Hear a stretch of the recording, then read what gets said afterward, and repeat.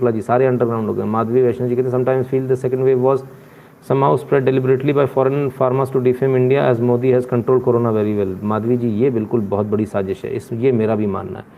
तो पूरा हो क्या रहा, वैक्सीन में क्या हुआ, उनका ये कहना है कि हमारे वैक्सीन की खुद को ज़रूरत है इसलिए हम वैक्सीन का रॉ मटेरियल नहीं देंगे। नहीं, ऐसा नहीं है।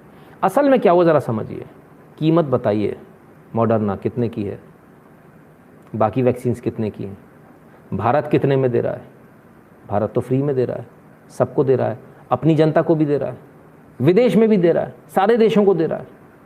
तो वैक्सीन डिप्लोमेसी चल पड़ी, पूरी दुनिया भारत के पीछे आके खड़ी हो गई, यानी भारत यूएन बन गया, यूएन अप्रासंगिक हो गया, यानी वैक्सीन के दम पर ये ले लेंगे इन्होंने।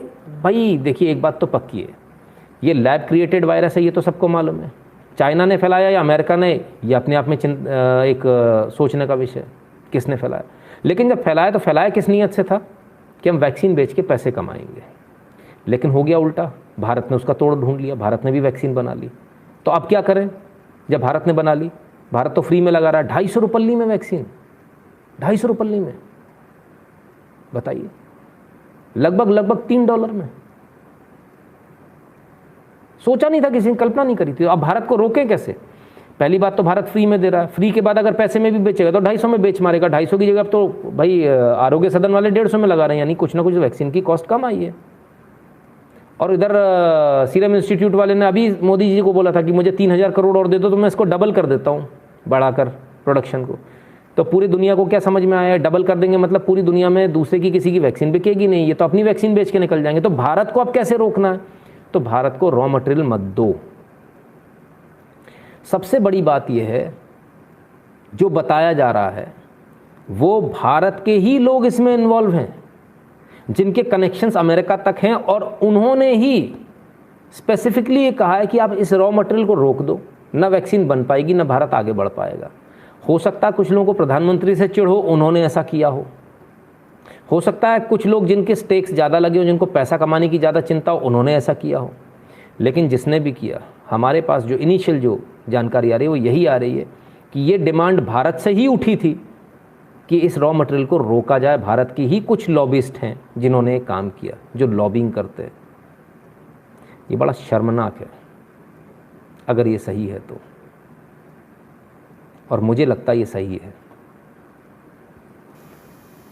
मोहन जी कहते हैं appreciate your work for your human services of warning viewers on daily basis, my lord Venkatesh bless you and your family. धन्यवाद मोहन जी, बहुत बहुत धन्यवाद। तो मोदी को नीचा दिखाना है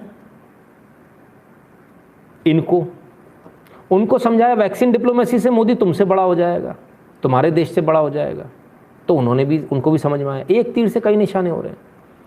किसी बाकी देशों को समझाया तुम्हारी वजन भी कम हो जाएगा, तुम पैसे भी नहीं कमा पाओगे। ये तो चाय वाला है, ये भिखारी है, ये सबको 1-1 रुपये में चाय बेचता फिरता था।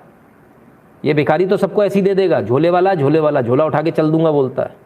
इसको मत दो रॉ मटेरियल, इसका रॉ मटेरियल रोक दो तो तुम्हारे देश को फ़ायदा होगा, तुम ताकतवर भी रहोगे, तुमसे लोग महंगे में भी खरीदेंगे, तुम पैसे भी कमाओगे। तुमने इतनी मेहनत करके जो वायरस फैलाया वो काम भी आएगा। ये तो पूरी मेहनत पे पानी फेरे दे रहा है मोदी। उनके दिमाग में बात आई, लेकिन दिमाग में लाने वाला शकुनी तो हमारे यहाँ का ही है, शकुनी यहीं का है।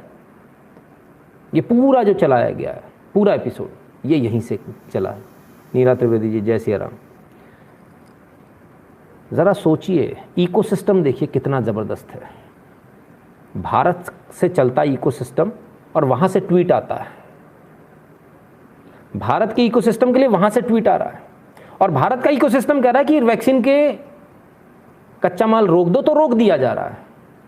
बड़ा गजब का इकोसिस्टम है। मुझे तो ये समझ में नहीं आता, कभी कभी तो ये सरकारें, ये सेनाएं सब बौनी लगती हैं।